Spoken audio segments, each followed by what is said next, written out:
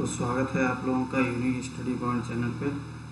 ठीक है, जहाँ पे हम लोग अपना सिलेबस कवर कर रहे हैं पावर सिस्टम 2 का। ठीक है, तो आज हम लोग देखने वाले हैं फॉल्ट एनालिसिस से कुछ और टॉपिक्स को। ठीक है, तो आ जाइए सभी लोग, कनेक्ट हो जाइए जल्दी से जल्दी, जल्दी से जल्दी आइए। आइए, तो ये हमारा लेक्चर पावर सिस्टम 2। ठीक है, अब यहाँ पे हम लोग चैप्टर नंबर 1 पढ़ चुके हैं। सॉरी, चैप्टर नंबर 1 हमारा चल रहा है। कौन सा? Fault analysis. फॉल्ट एनालिसिस, ठीक है। इसमें कुछ टॉपिक को हमने आपको कवर कर लिया। ठीक है, चलिए आइए सभी लोग, आइए जल्दी। Good morning, good morning, very good morning all of you. जल्दी आइए, तो स्टार्ट किया जाए, बताइए।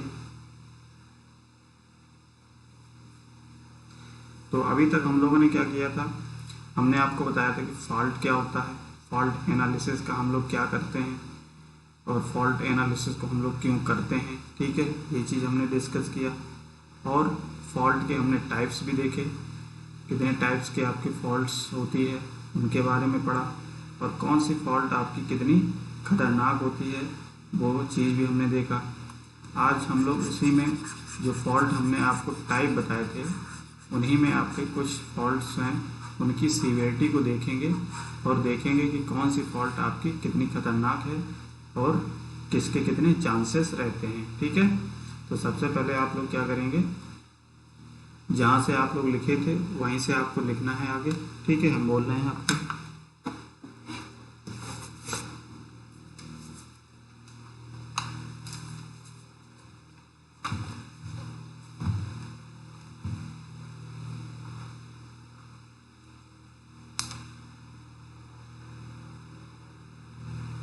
तो अनसिमेट्रिकल फॉल्ट में हमने आपको क्या बताया था, अनसिमेट्रिकल फॉल्ट में आपकी 3 टाइप की फॉल्ट्स आती हैं। कौन कौन सी? एक होती है SLG, पहले देख लेते हैं, जो हमने पढ़ा था उसको हम लोग एक बार रिवाइज कर लेते हैं। हमने फॉल्ट के टाइप्स पढ़े थे, फॉल्ट टाइप्स। इसमें हमने आपको बताया था एक होता है सिमेट्रिकल फॉल्ट, ठीक है, और एक होता है अनसिमेट्रिकल फॉल्ट। अनसिमेट्रिकल फॉल्ट, ठीक है। सिमेट्रिकल फॉल्ट में हमने क्या बताया, सिमेट्रिकल फॉल्ट आपकी 2 टाइप की होती है, पहली और दूसरी। पहली क्या होती है, 3 phase short circuit, short circuit current. दूसरी क्या होती है,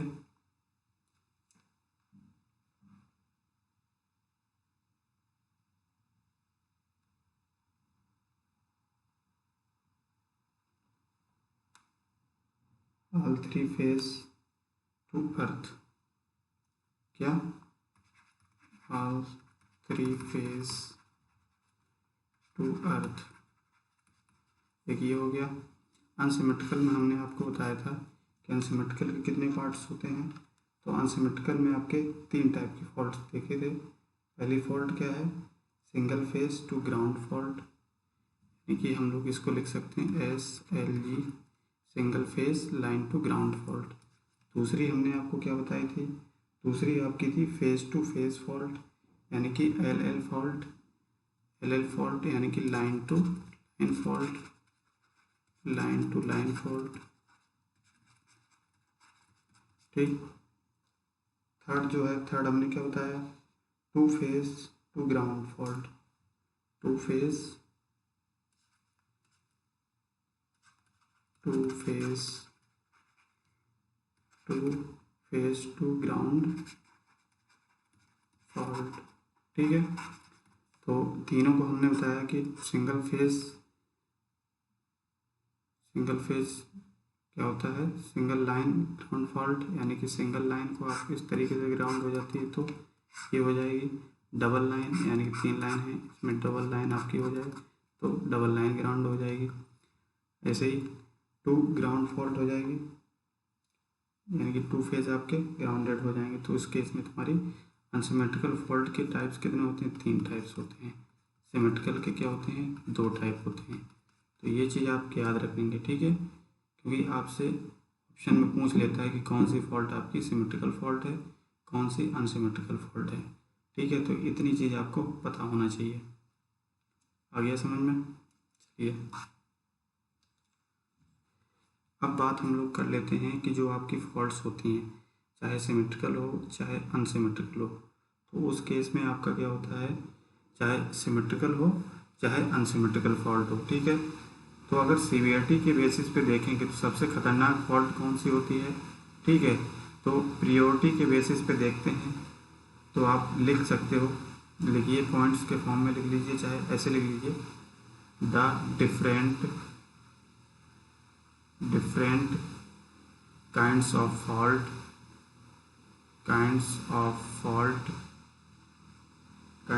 fault in order of decreasing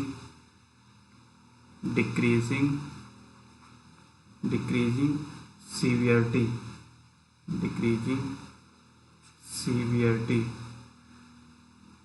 severity की मतलब आपका कौन सी सबसे खतरनाक, ये कह सकते हो, या डेंजरस। सीवियरिटी का मतलब डेंजरस, ठीक है, डेंजरस, ठीक है। आर तो कौन कौन से होती हैं, अगर सबसे खतरनाक आपकी बात करें, सबसे सीवियरिटी की बात करें तो हमको डिक्रीजिंग ऑर्डर में लिखना है। तो जैसा कि हमको पता है सबसे खतरनाक फॉल्ट कौन सी होती है, आपकी 3 फेज फॉल्ट, ठीक है। तो यहाँ पे लिख लेंगे 3 फेज फॉल्ट, ठीक है, ये होती है। इसके बाद किसका नंबर आता है, double line to ground fault, यानी कि LLG फॉल्ट, ठीक है। उसके बाद कौन सी होती है सीवियरिटी के बेसिस पे, LL फॉल्ट, यानी कि line to line fault, line to line, इसको हम लोग लिख सकते हैं LL, ठीक है, ब्रैकेट में लिख लीजिए। और लास्ट जो है आपकी कौन सी रहेगी, इसके बाद यहाँ पे लिख लेंगे इसी के आगे से ऐसे, इसके बाद से किसका नंबर है, यहाँ पे ऐसे लिख के आएंगे, ठीक है। तो ये कौन सी है,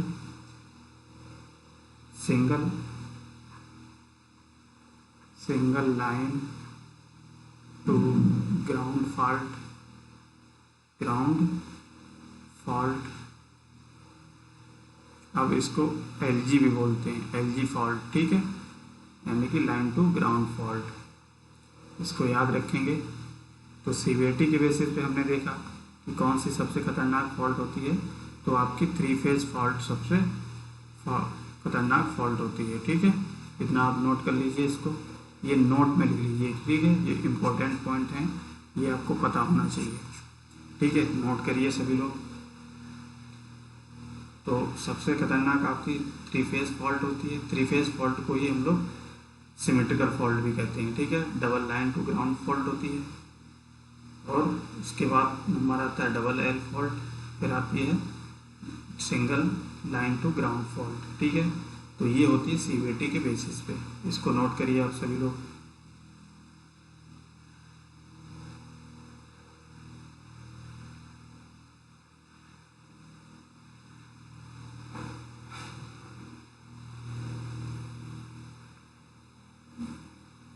नोट कर लिया, ठीक है। अब देखिए नेक्स्ट टॉपिक डालिए आप लोग, क्या नेक्स्ट टॉपिक डालेंगे, per unit system.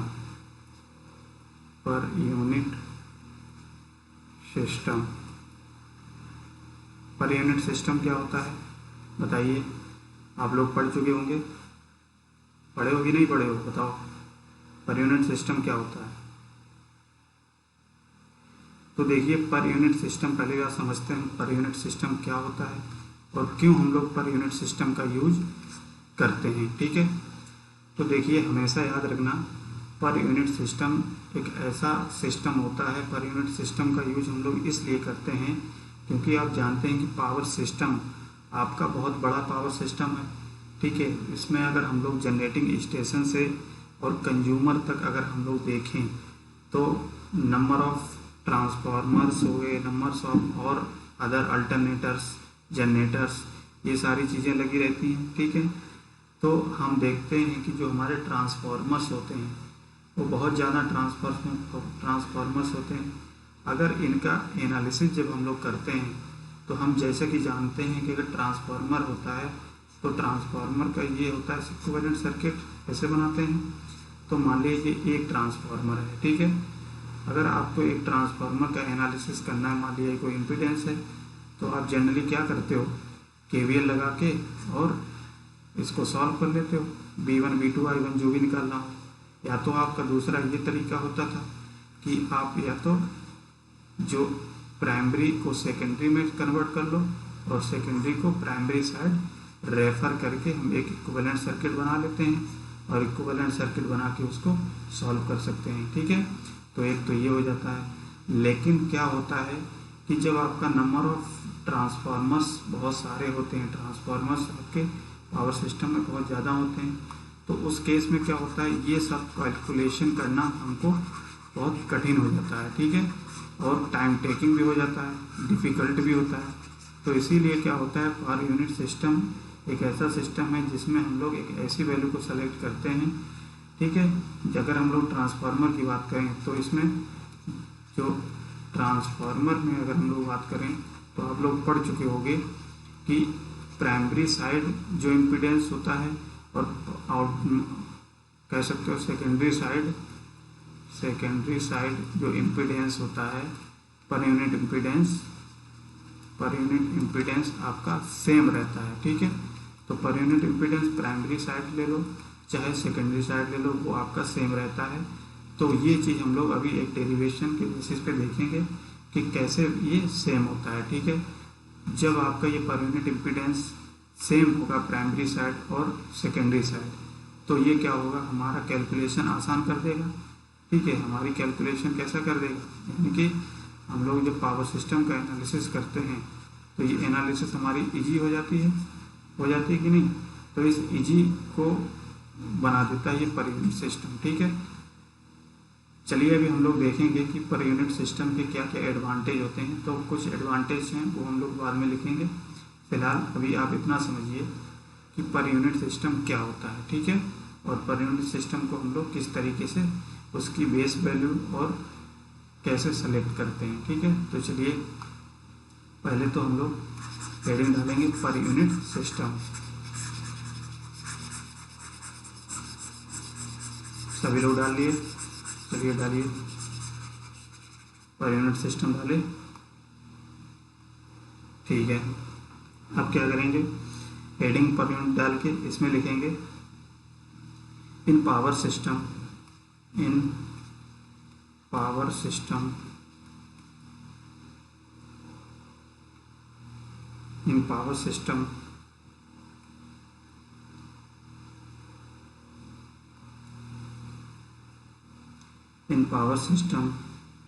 it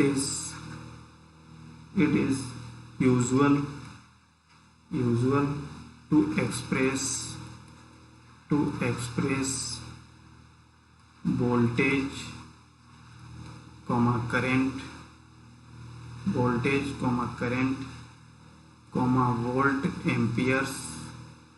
volt amperes and impedance of any electrical circuit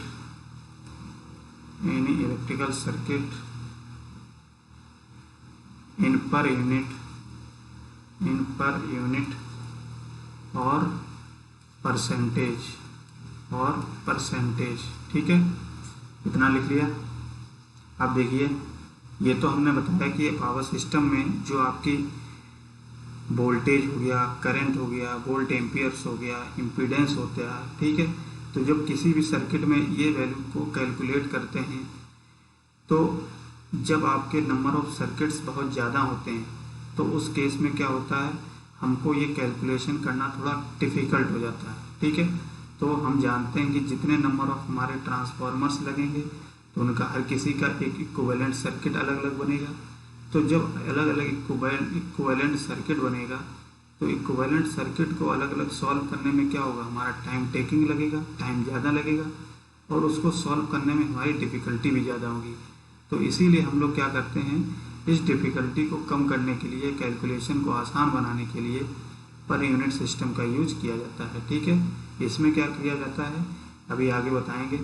फिलहाल आप डेफिनेशन में लिखिए, इतना अगर नोट कर लिया हो तो आगे लिखिए per unit system, per unit ऐसे लिखिए, ऐसे लिखेंगे per unit value, the per unit value of any quantity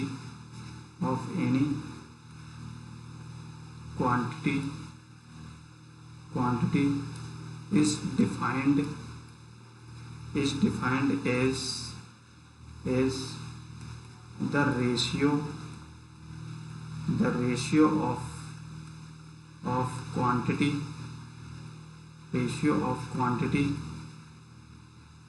in same unit same रहेगी, ठीक है, to its base value in same unit, ठीक है, इन सेम यूनिट, इतना लिखेंगे। अब देखिए हमने क्या बताया कि पर यूनिट सिस्टम क्या होता है या कि पर यूनिट वैल्यू क्या होती है। तो पर यूनिट वैल्यू क्या होती है उसका लिखिए फॉर्मूला। पर यूनिट वैल्यू होती है actual value upon base value. क्या होती है, actual value upon base value, ठीक है, actual value upon base value. और यूनिट कैसी होगी, सेम इन यूनिट, ठीक है, सेम इन यूनिट में कैसा होगा, सेम होगा। यूनिट में सेम होने का मतलब क्या है, जैसे अगर आप वोल्टेज ले रहे हो तो वोल्टेज ऊपर भी वोल्टेज ही रहना चाहिए और नीचे भी वोल्टेज रहना चाहिए। अगर पावर ले रहे हो तो पावर ऊपर भी नीचे रहना चाहिए, ठीक है। KVA ले रहे हो तो KVA सेम दोनों होना चाहिए यूनिट, ठीक है। तो ये होता है आपका पर यूनिट। इतनी बात समझ में आ गई सब लोगों के? अगर समझ में आ गई हो तो कमेंट में लिखिए इस चीज़ को, तो हम आगे बढ़ें। फिर बताइए, इतनी बात समझ में आई? पर यूनिट क्या होता है, actual value upon base value. इतनी बात याद रखेंगे हमेशा, ठीक। एक पॉइंट और इसमें लिखेंगे, ठीक है, पर यूनिट में ही एक पॉइंट और लिखेंगे। पर यूनिट की कोई भी यूनिट नहीं होती है, ठीक है। तो ये पर यूनिट क्या होता है, यूनिट लेस होता है। यूनिट लेस क्यों होता है, क्योंकि हम जानते हैं सेम यूनिट होगी ऊपर और नीचे, तो दोनों यूनिट कट जाएंगे, तो कटने के कारण हमारा यूनिट लेस होता है, ठीक। तो ये पूछ सकता है आपका कि पर यूनिट सिस्टम की यूनिट क्या होती है। तो यूनिट आपकी क्या होती है, कुछ नहीं होती है, क्या, यूनिट लेस होता है, ठीक। इतनी बात समझ में आ गई सब लोगों की? बताइए।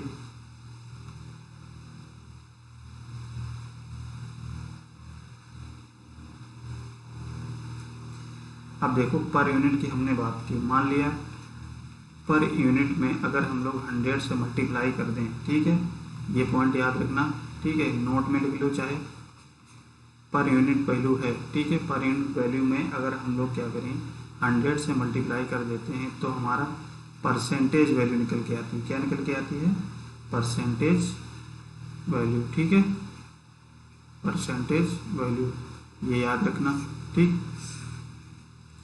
पर यूनिट में अगर 100 से मल्टीप्लाई कर दिया जाए तो ये परसेंटेज वैल्यू बन जाती है।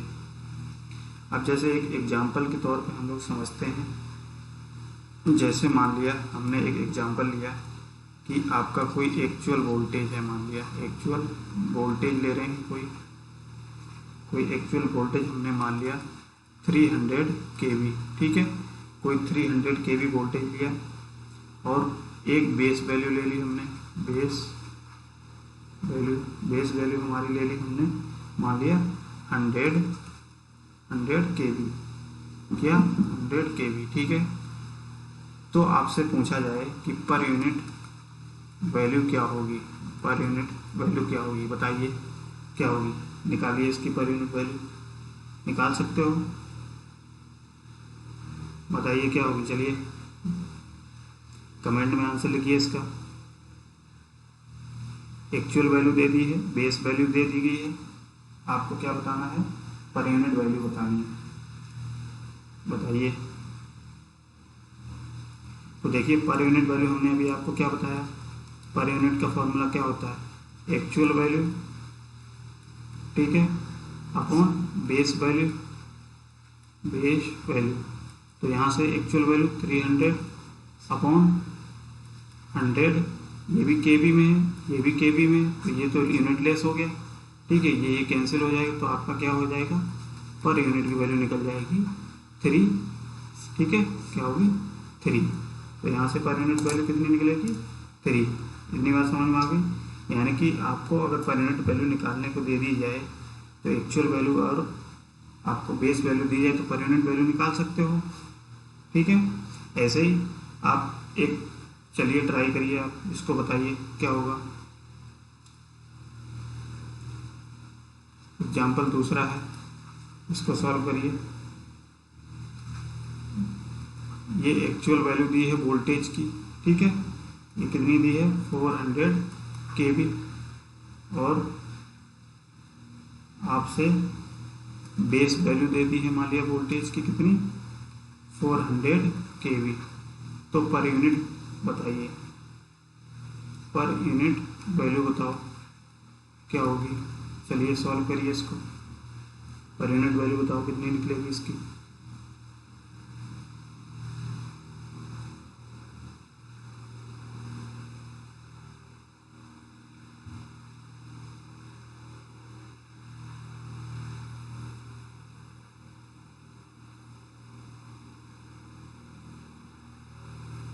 ठीक है, निकाल लिए, यानी कि क्या करना है हमको, actual value upon base value cancel, तो ये कितना आ जाएगा 1 पर यूनिट वैल्यू, ठीक है, तो यहाँ से पर यूनिट वैल्यू की कितनी वैल्यू आएगी 1, तो इस तरीके से पर यूनिट वैल्यू निकाल सकते हो, एक्चुअल वैल्यू दे दी जाए और बेस वैल्यू दे दी जाए, तो वहाँ से आप क्या निकाल सकते हो, पर यूनिट वैल्यू निकाल सकते हो, ठीक है।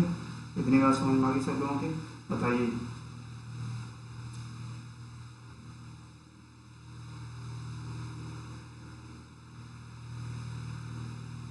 ठीक है, तो ये तो आपका हो गया पर यूनिट हमने बता दिया। अब हम लोग बात कर लेते हैं कि पर यूनिट का हम लोग जो यूज करते हैं इसका एडवांटेज क्या है, क्यों हम लोग पर यूनिट का यूज करते हैं, ठीक है। तो इसी में आप हेडिंग डाल के लिखेंगे advantage of per unit system, advantage of per unit system, ठीक है। तो एडवांटेज में लिखेंगे, अब एडवांटेज की हमने बताया कि अगर पर यूनिट का वैल्यू का हम लोग यूज़ करते हैं तो हम जानते हैं कि पर यूनिट वैल्यू आपकी जो एक्चुअल वैल्यू होती है उससे आसान होता है उसका कैलकुलेशन करने में, ठीक है, इजी टू वर्क होता है। तो एडवांटेज में लिखिए, क्या लिखेंगे, पहला है एडवांटेज,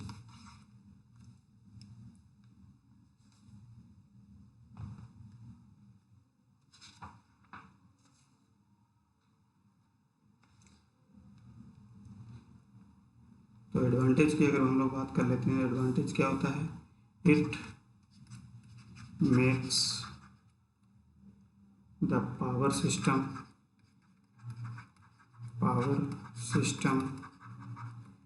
कैलकुलेशन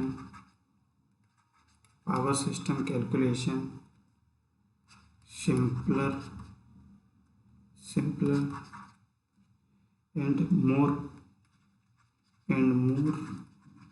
convenient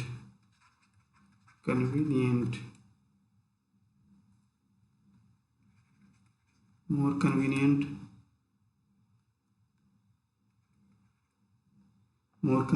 यानी कि पर यूनिट वैल्यू का यूज करेंगे तो कैलकुलेशन आसान हो जाती है, ठीक, उसको आसानी तरीके से सॉल्व कर सकते हैं। दूसरा लिखिए per unit impedance, the per unit impedance of the transformer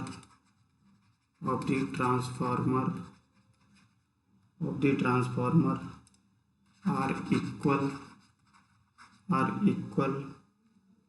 whether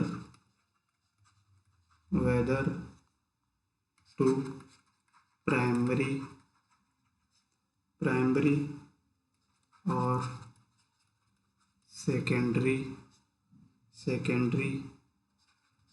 which is not so if the absolute value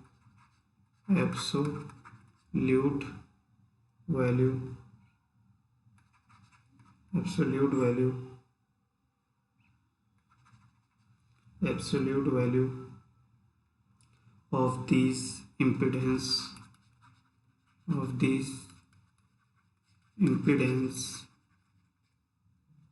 are considered,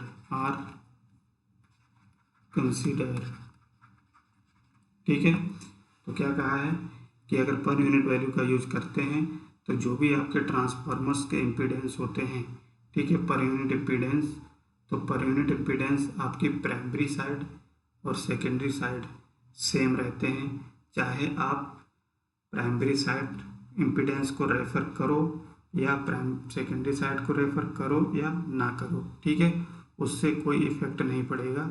अगर पर यूनिट इम्पीडेंस आपका यूज करते हो ट्रांसफार्मर में तो दोनों साइड आपका पर यूनिट इम्पीडेंस सेम रहता है, कोई चेंजेस नहीं आता है, ठीक है। तो ये पॉइंट है आपका, तो ये पॉइंट आपका मेन पॉइंट है, ठीक है।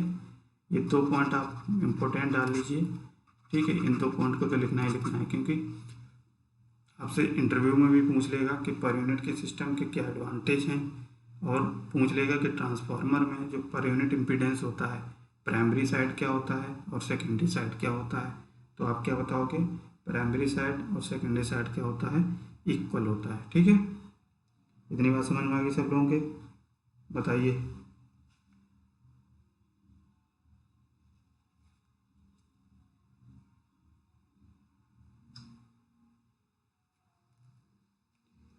ये हो गया।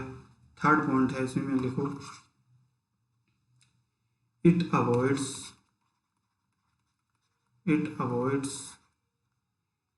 the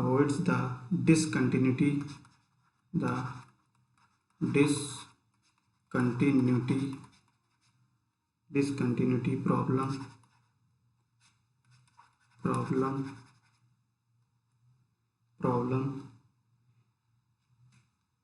poses by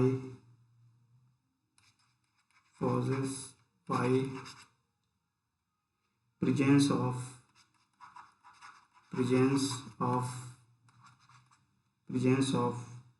transformer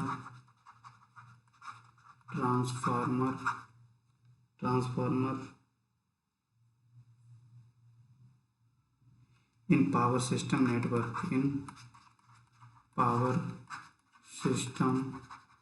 network, इतनी चीज़ समझ में आ गई। अब देखिए थर्ड वाला जो पॉइंट है, इस पॉइंट का मतलब समझते हैं। तो हमने बताया कि ये क्या करता है, इट अवॉइड्स करता है डिसकंटिन्यूटी प्रॉब्लम। तो डिसकंटिन्यूटी का प्रॉब्लम का मतलब यही होता है कि जो भी पावर सिस्टम का नेटवर्क होता है, तो पावर सिस्टम नेटवर्क में बेसिकली आपके बहुत सारे ट्रांसफार्मर्स होंगे। अगर बहुत सारे ट्रांसफार्मर्स होंगे, मान लिया, चलिए इतना नोट करिए, फिर हम इसके पॉइंट को अच्छे से समझाते हैं, ठीक है। इतना नोट करिए सभी लोग।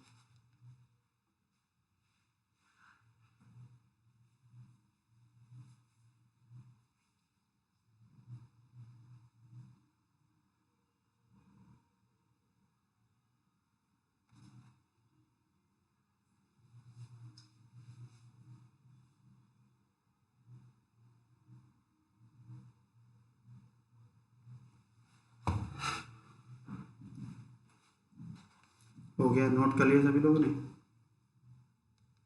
चलिए ठीक है, तो ये तो हमने एडवांटेज की बात कर ली, ठीक है। अब एडवांटेज में हमने जो लास्ट पॉइंट बताया आपका थर्ड वाला पॉइंट, यानी कि डिसकंटिन्यूटी प्रॉब्लम। डिसकंटिन्यूटी प्रॉब्लम का मतलब क्या है? जैसे आपका पावर सिस्टम कोई नेटवर्क है मान लिया, ठीक है। पावर सिस्टम नेटवर्क में आपका क्या होगा, बहुत सारे ट्रांसफार्मर्स होंगे, और अगर बहुत सारे ट्रांसफार्मर्स को अगर आप सीरीज में कनेक्ट करते जाओ कैलकुलेशन करने के लिए, मान लिया एक ये ट्रांसफार्मर है, ठीक है, इस तरीके से ट्रांसफार्मर है मान लिया, और दूसरा ट्रांसफार्मर मान लिया ये है मान लिया इस तरीके से, ठीक है। थर्ड ट्रांसफार्मर ये है मान लिया, और इस तरीके से, और सपोज करिए जाने कितने आपके ट्रांसफार्मर इस तरीके से लगे होंगे पावर सिस्टम में, ठीक है। पावर सिस्टम का मतलब जनरेशन से कंज्यूमर तक आपके बहुत सारे ट्रांसफार्मर्स लगे होंगे। तो अब इनका कैलकुलेशन करना आपको क्या आसान होगा कि कठिन होगा? बताइए, कठिन होगा कि नहीं?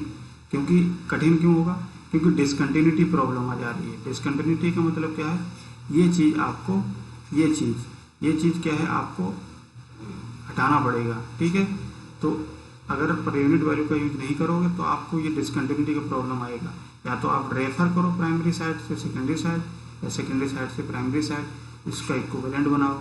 लेकिन इक्विवेलेंट बनाने के लिए आप चाहे एक दो यूज कर सकते हो, 3 यूज कर सकते हो, लेकिन जब नंबर ऑफ ट्रांसफॉर्मर्स ज़्यादा हो जाएंगे तब ये चीज़ आपको करने में कठिनाई होगी, ठीक है, और कैलकुलेशन भी बहुत टफ होगी। तो इसीलिए क्या होता है, ये डिसकंटिन्यूटी को अवॉइड कर देता है, ठीक है। जगह जगह पर यही आपके एक तरीके से कह सकते हो डिसकंटिन्यूटी, ठीक है, ट्रांसफार्मर में। तो समझ में आ गया? चलिए, तो ये तो हमने बात कर ली आपकी किसकी, ये हो गई पर यूनिट सिस्टम की। अब बात कर लेते हैं कि पर यूनिट सिस्टम में की वैल्यू को निकालने के लिए हमको बेस वैल्यू की भी ज़रूरत पड़ती है, ठीक है। तो बेस वैल्यू की ज़रूरत जब पड़ती है तो बेस वैल्यू को हम लोग किस तरीके से सेलेक्ट करेंगे, किस तरीके से सिलेक्शन करना होता है बेस वैल्यू को, ठीक है, तो वो चीज़ हम लोग देखेंगे। तो सबसे पहले आप हेडिंग डालेंगे selection of base value, selection of base value, ठीक है, यानी कि बेस वैल्यू को सेलेक्ट करना है। तो जैसे सपोज करिए, अब हमेशा याद रखना बेस वैल्यू को सेलेक्ट करने के लिए हमारे पास फिलहाल कितनी क्वांटिटीज़ होती हैं, 4 क्वांटिटीज़, ठीक है। तो जैसे 4 क्वांटिटीज़ होती हैं, अब 4 क्वांटिटीज़ पावर सिस्टम आपकी कौन कौन सी होती हैं? तो एक तो आपकी क्या होती है, वोल्टेज होती है, ठीक है, क्या होती है, वोल्टेज, दूसरा पावर, और तीसरा है करंट, और चौथा है इम्पीडेंस, ठीक है। तो ये 4 क्वांटिटीज़ होती हैं, क्या 4 क्वांटिटीज़ होती हैं। इन्हीं 4 क्वांटिटीज़ को आपका की बेस वैल्यू को सेलेक्ट करना होता है। क्या बेस वैल्यू को सेलेक्ट करना होता है इन्हीं 4 क्वांटिटीज़ की। अब इन 4 क्वांटिटीज़ में किस किस की बेस वैल्यू को हम लोग ऐसे ही डायरेक्टली सेलेक्ट कर सकते हैं, और किस क्वांटिटी को हम ड्राइव्ड के फॉर्म में बेस वैल्यूज निकालते हैं, ठीक है। तो वो चीज़ हम लोग देखेंगे। तो जैसे कि हम लोग अगर बात करें इसमें सिलेक्शन की, ठीक है, तो इसमें क्या होता है, 4 क्वांटिटीज़ में आपकी 2 क्वांटिटीज़ कैसी होती हैं, यानी कि 4 क्वांटिटीज़ में 2 क्वांटिटीज़ जो होती हैं, ठीक है, ये क्या करते हैं, 2 क्वांटिटीज़ को हम लोग बेस वैल्यू को, जैसे मान लिया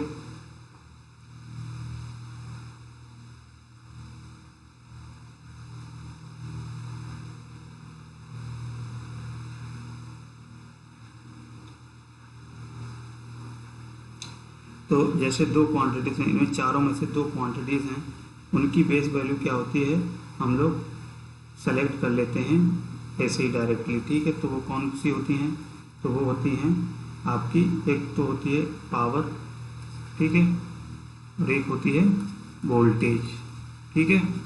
लेकिन इसमें 2 क्वांटिटीज़ ऐसी होती हैं, ये 2 क्वांटिटीज़ कौन सी होती हैं, जैसे इम्पीडेंस की बात करें और करंट की बात करें, ठीक है। तो ये वैल्यू क्या होती है, हमको ड्राइव्ड फॉर्म होती है, ये हमको डेराइव करनी पड़ती हैं, ठीक है, ड्राइव्ड करनी पड़ती है इनकी बेस वैल्यू को, ड्राइव्ड बेस वैल्यू, ठीक है, इनकी सेलेक्ट करते हैं हम लोग, इनको सेलेक्ट करते हैं बेस वैल्यू को, ठीक है। अब देखो ये चीज़ हमने बता दी, अब इसी को आप लिख लो पहले, ठीक है, इस तरीके से नहीं, इसको आप लिख लो।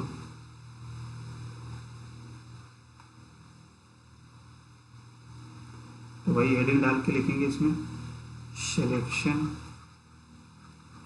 Of base value, base value, ठीक है।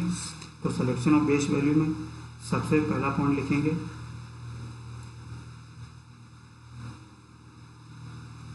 इसमें लिखिए we have four quantity in power system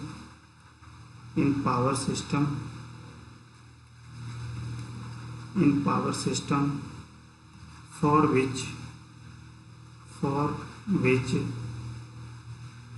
we select base value कौन कौन सी, देखिए voltage comma power comma current, ठीक है, comma impedance.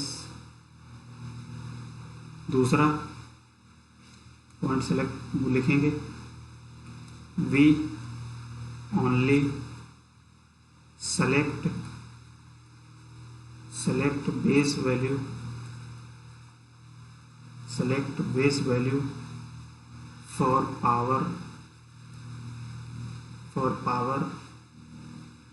End voltage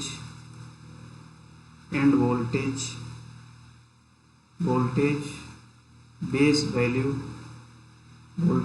values for current and impedance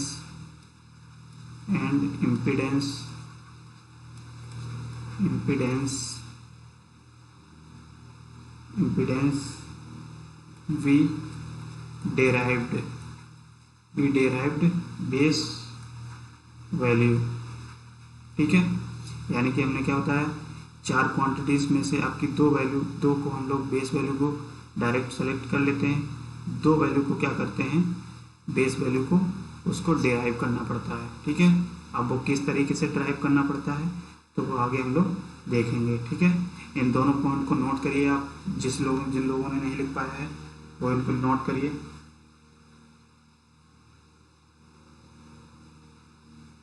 सभी लोग नोट करेंगे।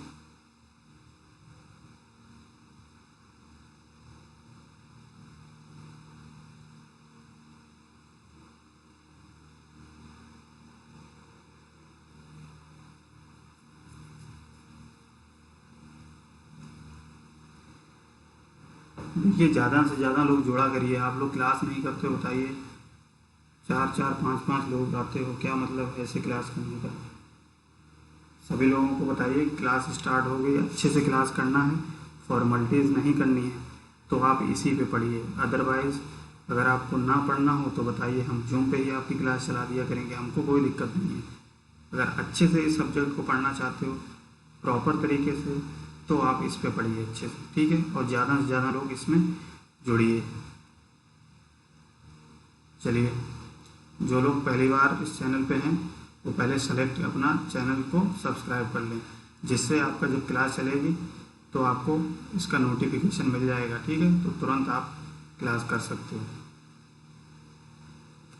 तो चलिए अब हम लोग बात कर लेते हैं कि सिंगल फेज सिस्टम के, अगर बेस वैल्यू को सिलेक्ट करना है मान लिया, तो सबसे पहले हेडिंग डालेंगे सिंगल फेज सिस्टम। तो सिंगल फेज सिस्टम हमने कोई लिया, ठीक है, तो बेस हमने क्या किया, बेस पावर ली, ठीक है, बेस पावर हम लोग लेंगे। अब बेस पावर में इसकी यूनिट क्या हो सकती है, 2 यूनिट हो सकती है पावर की। इसमें देखिए 2 यूनिट आपको देखने को मिलेगा, एक तो आपको क्या निकलेगा KVA बेस, ठीक है, एक आपको जो स्मॉल में हमने लिखा है ये बेस को रिप्रेजेंट करता है। किसको? बेस को रिप्रेजेंट कर रहा है, ठीक है, बेस रिप्रेजेंट। और पावर की यूनिट क्या हो सकती है? MVA, MVA, ठीक है, MVA बेस, ठीक। इसी तरीके से अगर बेस वोल्टेज सेलेक्ट करना है तो बेस वोल्टेज क्या होगा? बेस वोल्टेज बेस वोल्टेज तो बेस वोल्टेज की अगर बात करते हैं तो इसको कैसे रिप्रेजेंट करेंगे? केवी यानी कि किलो वोल्ट बेस, ठीक है, ये क्या है? Kilo volt base.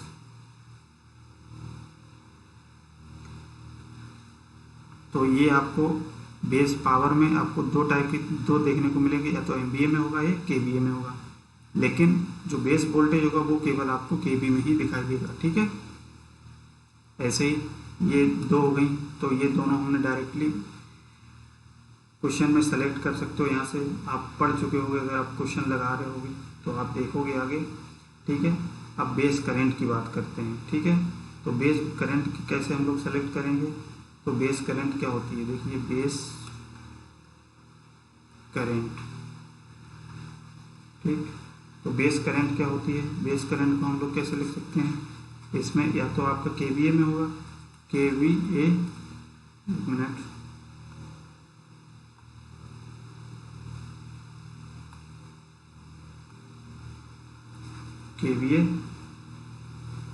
KVA base upon क्या हो जाएगा?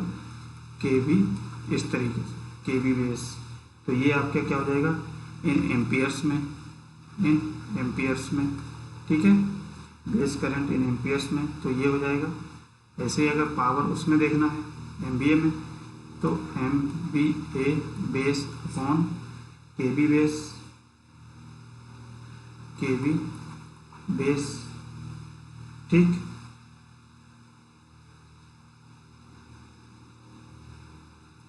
और ये जो वैल्यू शो करेगा ये किलो एम्पियर को शो करेगा, ठीक है, किलो एम्पियर। ये वैल्यू आपको पता है कैसे आई है? नहीं पता है? देखिए, हम जानते हैं कि पावर क्या होता है, यही होता है B/I, होता है कि नहीं।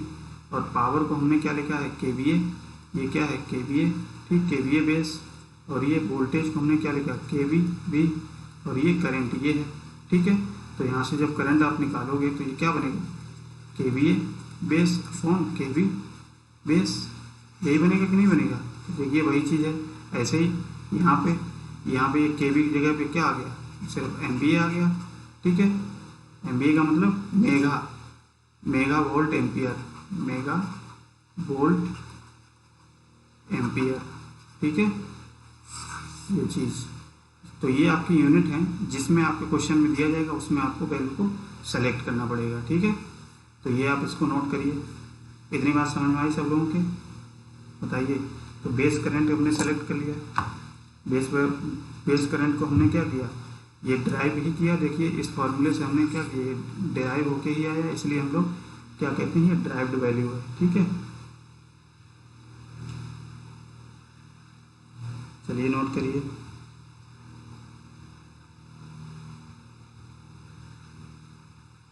नोट हो गया। अब एक वैल्यू और बची है हमारी, बेस इम्पीडेंस, ठीक है। तो बेस इम्पीडेंस को लिखिए, इतना नोट कर लिया। चलिए, अगर आप लोग नोट नहीं कर पाते तो बाद में कर लिया करो, दोबारा वीडियो देख लेना, ठीक है।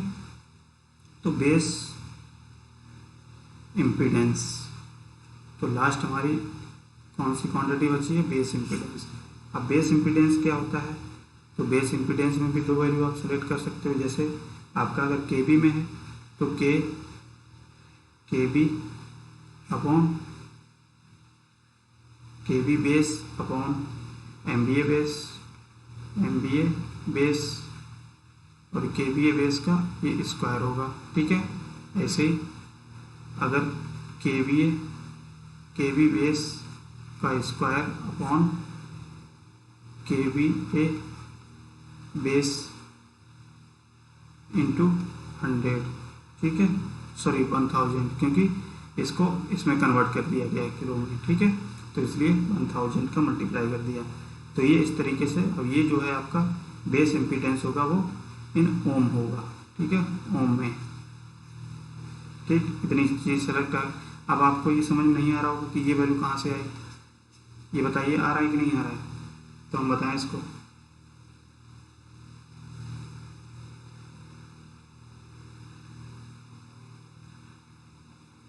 तो देखिए, ये देखो हम जानते हैं ये क्या होता है, बी स्क्वायर अपॉन पावर होता है कि नहीं।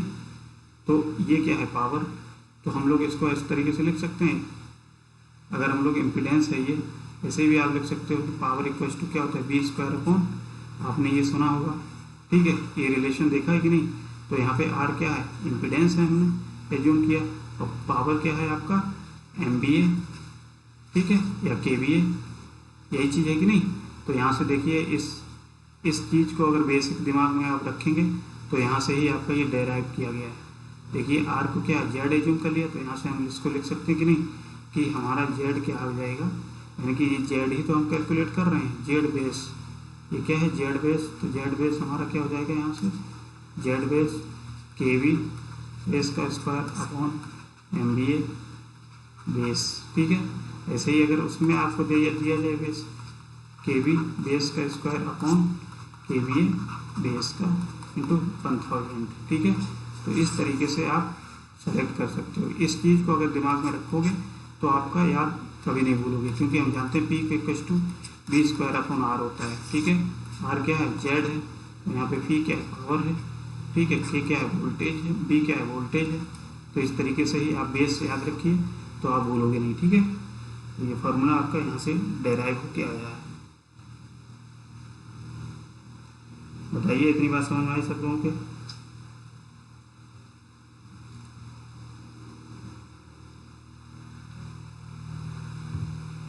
हो गया, चलिए नोट करिए इसको, क्योंकि बेस वैल्यू जो भी क्वांटिटीज़ हैं अगर उनको आप लोग अच्छे से समझ नहीं पाओगे तो हमेशा आपको क्वेश्चन में दिक्कत आएगी, आप फार्मूला भूल जाएंगे, ठीक है। तो इसलिए आपको बेस पता होना चाहिए कि ये जो जेड बी है, जो बेस इम्पीडेंस है, वो कहाँ से हमने डेराइव किया है, किस बेस से हमने कहाँ से उसको लेके आए, ठीक है। तो इस तरीके से अगर याद रखेंगे तो आप भूलेंगे नहीं इसको, ठीक है। चलिए नोट करिए इतना।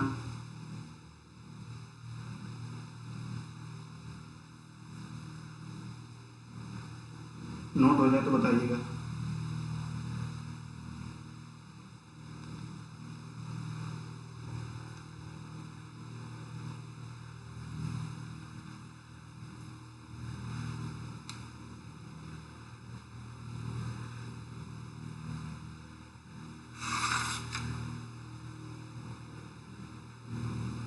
तो ये हमने सारी बात की है आपकी सिंगल फेज सिस्टम के लिए, ठीक है।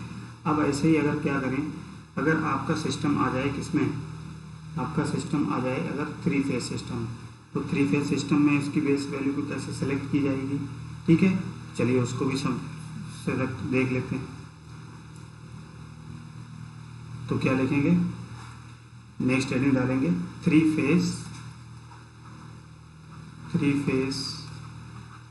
सिस्टम। तो 3 फेज सिस्टम के लिए अगर बेस वैल्यू को सेलेक्ट करना है तो कैसे करोगे, ठीक है। तो मान लेते हैं हमारा जो बेस वैल्यू है वो, मान लिया कोई कनेक्शन है स्टार कनेक्शन, ठीक है। स्टार कनेक्शन के लिए हम अगर बेस वैल्यू सेलेक्ट करते हैं तो बेस करंट क्या हो जाएगी, बेस करंट जो होगी, बेस करंट जो हम बता रहे थे आई बी, वो क्या होगी, I B equal to M B A base, ठीक है, एम बी ए बेस। चलो इसको सही से लिख लो।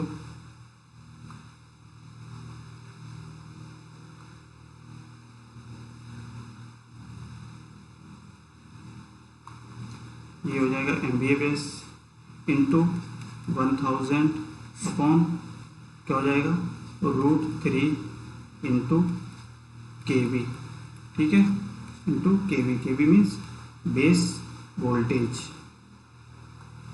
बेस वोल्टेज, इसको बेस वोल्टेज, ठीक है। तो ये बेस करंट की वैल्यू आ जाएगी किस केस में, जब 3 फेज आपका होगा। तो ये कैसे करंट आई है, हमने कैसे बताई थी कि power equal to B into I. तो यहाँ से अगर निकालोगे तो 3 फेज के लिए है। 3 फेज के लिए हमने क्या किया, 3b=√3 VL/IL करके यहाँ से सॉल्व कर लिया। ठीक है, तो आप देख लीजिए स्टार के केस में, ये तो आपको पता होगा, बेसिक चीज़ है।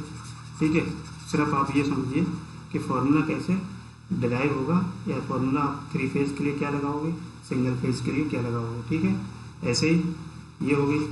दूसरी हम बात कर लेते हैं बेस इम्पीडेंस की। तो बेस इम्पीडेंस क्या हो जाएगा, ZB equals to KB base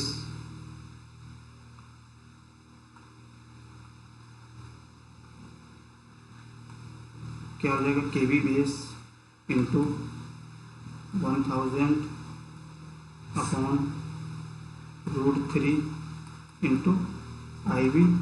ये किस में होगी, ओम में होगी। ठीक, अगर इसको आप उसमें लिखना चाहो MVA में, तो ये क्या हो जाएगा, KB का square base upon MVA base. ठीक है, KB में लिखना चाहो तो KB बेस का square into 1000 upon KVA base. ठीक है, ये किस में है, ओम में। तो ये चीज़ आपको याद रखना है फॉर्मूले। ठीक है, चलिए नोट करिए इसको।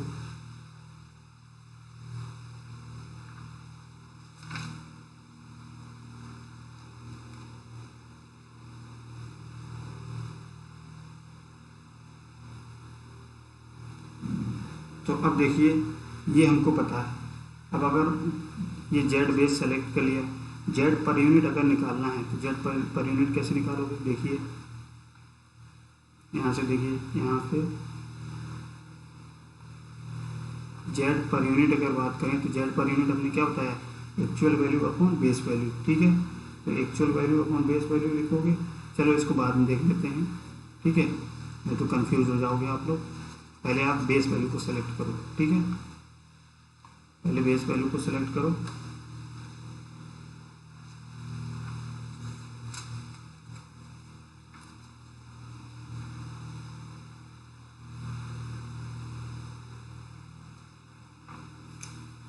ठीक है, तो इस तरीके से क्या होता है, हम लोग 3 फेज सिस्टम के लिए और सिंगल फेज सिस्टम के लिए देख लिए क्या होता है।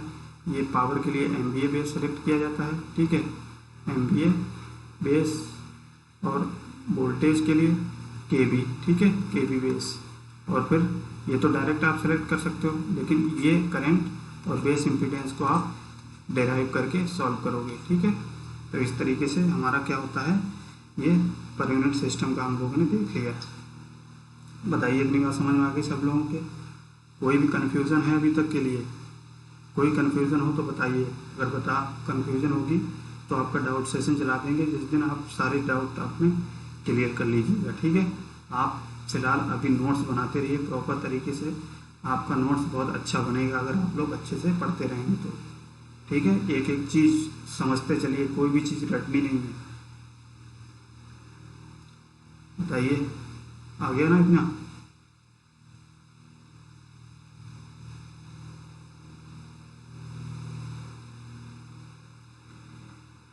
तो चलिए फिर आज हम लोग इतना ही रखते हैं, क्योंकि टाइम हो गया है, और नेक्स्ट क्लास में मिलते हैं। पढ़ते रहिए, ठीक है, और कम से कम बाहर निकलिए। ठीक, अपना ख्याल रखिए। चलिए फिर, बहुत बहुत धन्यवाद, थैंक यू।